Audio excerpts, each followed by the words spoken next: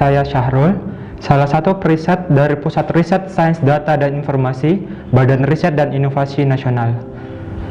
Saya memiliki fokus riset lebih ke pengolahan dan analisis gambar dan video digital yang biasa dikenal dengan computer vision.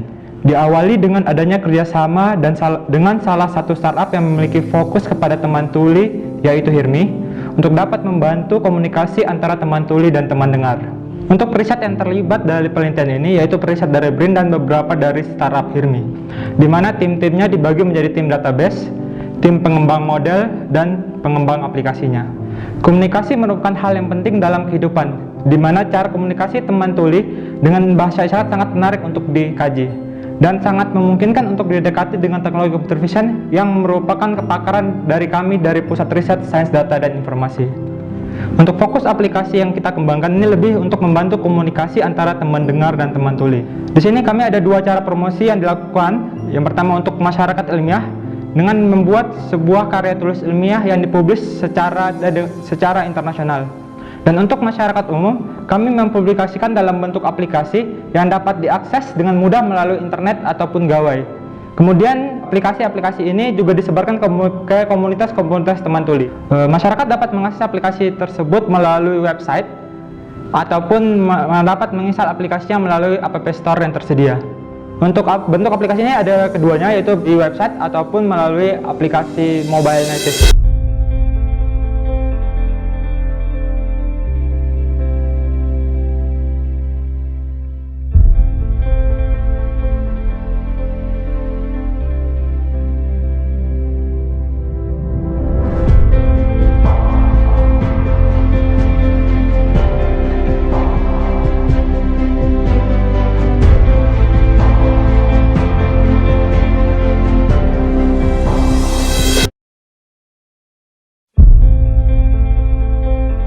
Perkenalkan, nama saya Edi Mariadi. Di sini saya sebagai leader untuk kegiatan pengembangan aplikasi bahasa isyarat untuk teman tuli.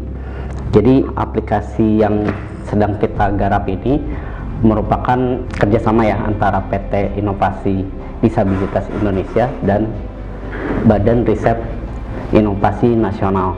Nah, untuk aplikasinya sendiri yang nanti akan dikembangkan itu merupakan penambahan fitur dari aplikasi yang sudah ada, yaitu aplikasi Hirmi. Di sini aplikasi Hirmi itu sebuah aplikasi yang dapat digunakan untuk membantu komunikasi teman tuli dan teman dengar, di mana aplikasi tersebut inputannya itu berupa teks. Jadi teman dengar itu menulis atau melakukan percakapan dengan suara, dan aplikasi ini akan menerjemahkannya ke dalam bahasa isyarat atau gerakan-gerakan yang dapat dimengerti oleh teman tuli.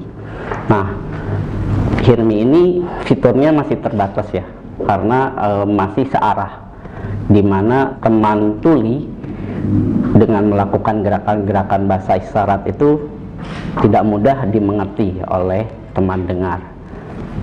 Nah, dengan adanya penelitian ini, permasalahan itu akan coba diselesaikan atau dipecahkan seperti itu. Nah, dari sisi pengembangannya itu sendiri, kita melakukan riset terlebih dahulu yang dilakukan oleh teman-teman BRIN ya, periset BRIN.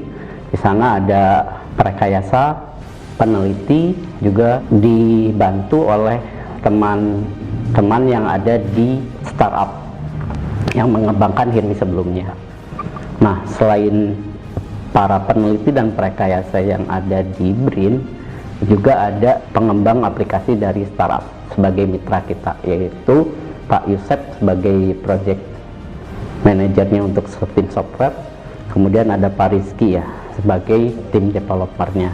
Nah, adapun proses pengembangannya seperti yang saya sebutkan sebelumnya, itu pertama melalui tahap riset dulu ya. Tahap riset yang kami lakukan untuk sementara adalah mencoba mengenal atau mentranslasikan bahasa isyarat dalam bentuk huruf, kemudian angka yang diperagakan oleh teman tuli yang kami capture atau kami rekam melalui kamera cam atau kamera HP biasa ya, Kemudian dari situ kami di riset itu melakukan mengembangkan model istilahnya, mengembangkan model untuk menerjemahkan bahasa isyarat tersebut menjadi teks atau voice yang nantinya dapat dimengerti oleh teman dengar.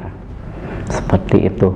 Setelah melalui riset, nah hasil riset ini akan dikemas dalam bentuk packaging perangkat lunak ya, yang kami sebut sebagai API ya, Application Programming Interface.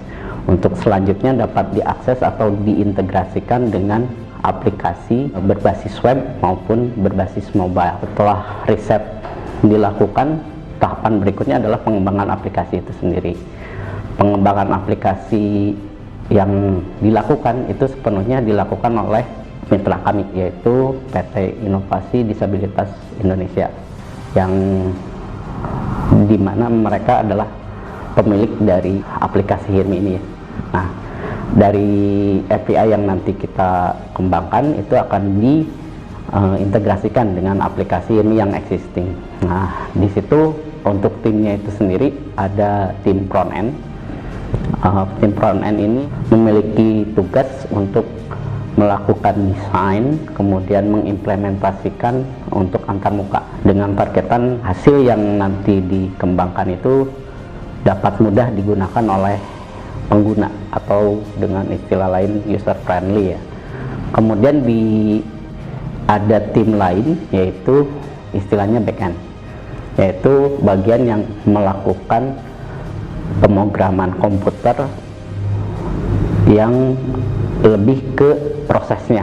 Di sini mereka melakukan pemrograman di server side ya. Istilahnya server side, yaitu aplikasi-aplikasi yang dijalankan secara di sisi server, di mana pengguna biasa itu mungkin tidak akan menyadari bahwa ada proses di belakang itu. Nah, kemudian yang perlu diketahui, aplikasi HIRMI ini nantinya atau yang sedang berjalan itu untuk menggunakannya itu perlu yang namanya akun ya, sehingga perlu registrasi dulu di sana, dan nanti ada pengguna atau akun yang memang untuk berbayar dan akun yang memang akun biasa, dan itu dibedakan dengan fitur yang disediakan. Misalkan untuk yang akun berbayar itu memiliki fitur-fitur ya tambahan ketimbang akun yang free atau yang gak berbayar, seperti itu. Bentuk dari HIRMI ini sendiri untuk existing dan nanti yang kedepannya pun akan tetap dikemas dalam bentuk berbasis web, di mana pengguna bisa mengakses aplikasi HIRMI ini dengan browser atau perambah ya, dengan di PC, dengan mengakses hirmi.id. Nanti di situ akan kita bisa melakukan berinteraksi dengan aplikasi tersebut.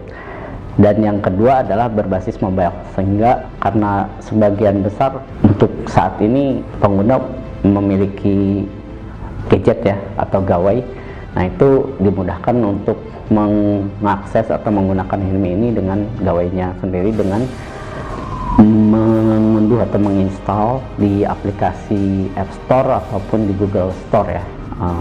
Itu bisa diakses.